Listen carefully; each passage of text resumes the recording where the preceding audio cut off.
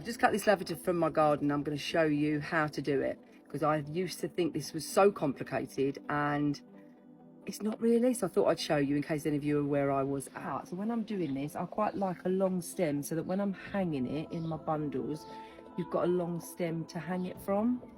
So and I like cutting it when it started to come out in flower. So I won't cut all of this, but you can see how that's come out more.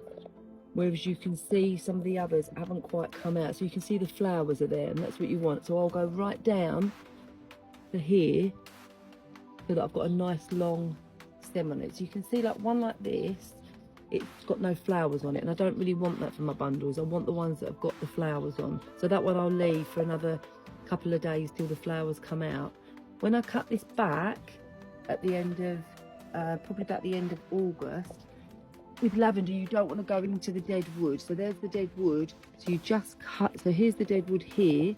You want to cut this just down to just above it, and then next year it will then grow on that bit of wood. If you go into the dead wood, then there's a chance you're going to lose the plant.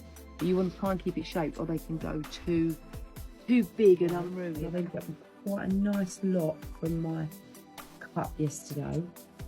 Just want natural twine, and you want some scissors, and you're now going to make your bundle that you're going to hang either in your wardrobes or hang around your house. It's a nice thing to do, so you just want to get yourself in a nice peaceful place and just enjoy, I don't know, just enjoy letting your mind wander and thanking Mother Nature for what they've given you. And I want to get them all roughly the same sort of end on this end. It doesn't matter what they look like this end, because you're going to chop those off. And look, you can see this is why you needed lots of long stems. And you're just putting it together, and don't rush it. It's just something nice to just spend sort of 10-15 minutes doing.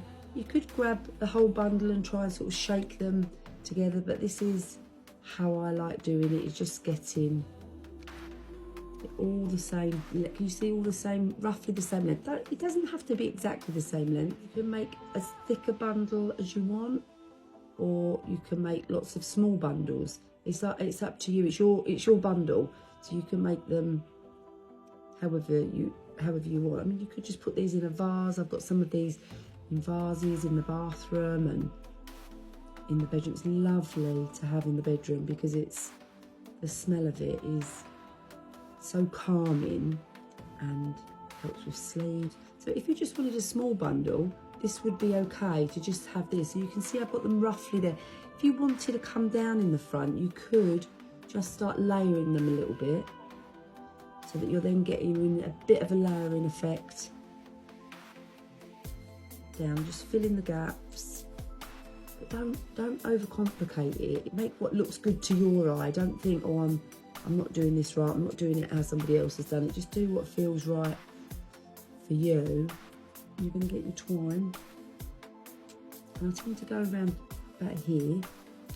Leave a long enough bit at the end because you might want to wrap it around. I tend to wrap it around a couple of times just so that it looks nice, really. And you're just going to pull it. And you're going to do it quite tight because as this dries, it will get looser. But now it's completely secure because I've used a double knot, and I'm just going to go around a couple of times because it just looks quite nice with a little bit of a thicker bind on it. And I like doing a little bow. But what you want to do as well, you also want to put another bit around it afterwards to create a little hook on the back so that it can hang up. So there's your little bow on it. Now all you're going to do, you're going to trim off and make the ends. So now what you've got all straggly ends here. So there's your bundle, and you are just going to, can you see what I'm doing? It roughly sort of there, however long you want it. Again, there's no specific way of doing it. And there is your bundle to hang up in your wardrobe. To get a hook, I just put another bit of string around the back. So I've got the bow at the front then, and I'm just gonna knot again so it's secure.